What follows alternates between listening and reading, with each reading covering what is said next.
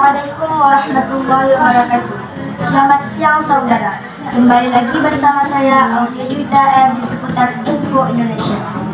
Hari ini telah terjadi banjir yang menggenangi beberapa kecamatan di Kabupaten Aceh Barat. Di antaranya Kecamatan Marbo, Kecamatan Johan Pahlawan, Kecamatan Samatiga, dan Kecamatan Kawinambah. Banjir terparah terjadi di Kecamatan Marbo yang menggenangi beberapa desa, di antaranya Desa Rantapanjang, Ujung Tanjung, Ujung Tanah Darat, Ranupdong, Pulau Tengah, dan sekitarnya.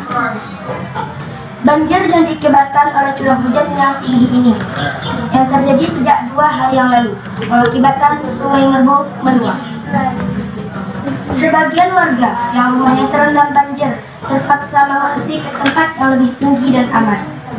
Banjir ini juga merendam tanaman padi petani yang sebentar lagi akan memasuki masa panen.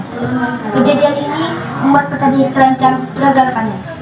Sekian info hari ini dari Rantapanjang, Kecamatan Marbo, Kabupaten Aceh Barat, Autia Juwita melaporkan.